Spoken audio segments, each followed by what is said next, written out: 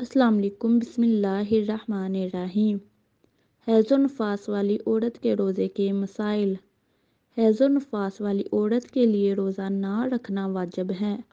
लिहाजा अगर रोज़ादार औरत को हैज़ शुरू हो जाए या नफास का खून आ जाए यानी ज़चगी हो जाए तो इस औरत का रोज़ा फस्ख हो जाएगा और ऐसी हालत में रोज़ा रखना हराम है। अगर रोज़ा रखेगी तो इसका रोज़ा बातिल हो जाएगा। इसलिए औरत के लिए रोज़ा रखने की शराइत में ये भी शामिल है कि वो हैज़ और नफास से पाक हो, जैसा कि हाइज़ा से मुतल्लक हदीस वारद है। रवाहुल बुखारी किताबुल सोम बाबुल हाइज़ तुर्कुल सोम व सलात हदीस 1951। हज़रत अबू सईद खदरी रज़ी अल्लाह तआला अन्हु ने कहा, नबी करीम सल्लल्लाहु अलैहि वसल्लम ने फरमाया, ऐसा है कि जब औरत हाइज़ा होती है तो न नमाज पढ़ सकती है न रोज़ा रख सकती है और इसके दीन में कमी की यही वजह है। नफास वाली औरत के रोज़े का हुक्म। नफास की अक्सर मुद्दत इब्तिदा वलादत या इससे 2 या 3 दिन पहले से 40 दिन है। दलील हज़रत उम्मे सलमा रज़ी अल्लाह तआला अन्हा की हदीस है। फरमाती हैं कि रवातुल तरमज़ी हदीस 139। नफास वाली औरतें नबी सल्लल्लाहु अलैहि वसल्लम के ज़माने में 40 दिन नफास की मुद्दत में बैठा करती थीं और इसके अकल मुद्दत की कोई हद नहीं है, क्योंकि इस सिलसिले में कोई हद वारद नहीं हुई है। और अगर 40 दिन मुकम्मल हो जाएं और खून का आना बंद हो जाए तो अगर ये हैज़ की साबिका आदत के मुताबिक हो तो इसे हैज़ माना जाएगा, वरना इसे इस्तिहाज़ा का खून तस्वर किया जाएगा। और जब नफास वाली औरतें 40 दिन से कबल पाक हो जाएं तो इन पर रमज़ानुल मुबारक के रोज़े रखना वाजिब है। और अगर 40 दिनों के अंदर खून दोबारा आना शुरू हो जाए तो इस पर रोज़ा छोड़ना वाजिब होगा। अगर हैज़ वाली औरत को रमज़ानुल मुबारक के दिन में खून के मामूली कतरे नज़र आएँ तो इस हालत में रोज़ा रखना सही है और खून के कतरात का कोई इतबार नहीं।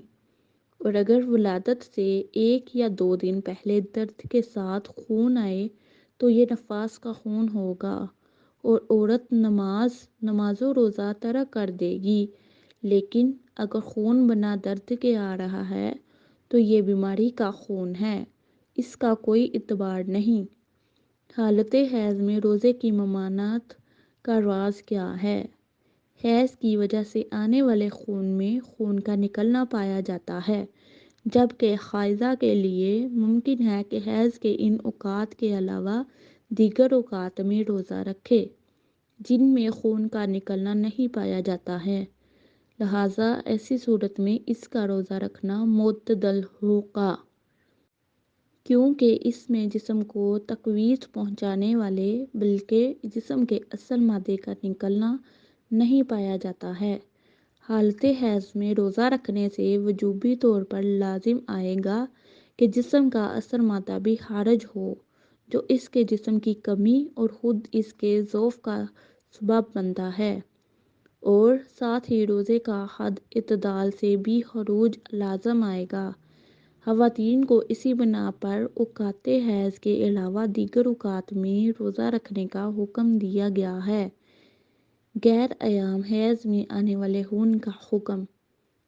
वो खून जो आदत से ज़ायद हैज़ के दिनों के अलावा जारी रहता है वो रग का खून होता है। इसको हैज़ का खून शुमार नहीं किया जाएगा।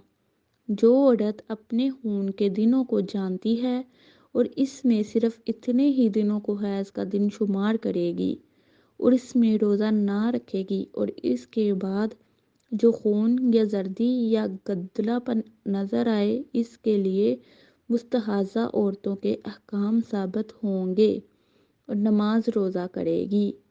और अगर किसी औरत को 6 या 7 दिन हैज़ आता है तो अगर कभी खिलाफ आदत 1 या 2 मरतबा इस मुद्दत से ज़्यादा आने लगे, जैसे 7 की बजाय 8, 9, 10 11 दिन हो जाए तो इन तमाम दिनों को हैज़ का दिन शुमार करेगी। इसलिए कि नबी करीम सल्लल्लाहु अलैहि वसल्लम ने हैज़ की कोई मुअय्यन मुद्दत मुकर्रर नहीं फरमाई। अल्लाह ताला फरमाता है, आपसे हैज़ के बारे में सवाल करते हैं, कह दीजिए कि वो गंदगी है। हालत हैज़ में औरतों से अलग रहो और जब तक वो पाक न हो जाएं इनके करीब ना जाओ। सूरतुल बकरा आयत नंबर 222। तो जब खून बाकी रहेगा औरत पर हैज़ ही के अहकाम नाफिज होंगे। और अगर गुस्ल हैज़ के बाद औरत को दोबारा खून आ जाए तो अगर आने वाला खून जर्द या खाकस्तरी रंग का हो तो वो गैर मोतबर होगा और इसका हुक्म महज पेशाब का सा है। लेकिन अगर वो खालिस खून है तो इसे हैज़ ही का हिस्सा समझा जाएगा। इस सूरत में औरत पर दोबारा गुस्ल करना ज़रूरी है। तहारत के बाद आने वाले पीले या मटियाले रंग के मादा को हम कुछ शुमार नहीं करते।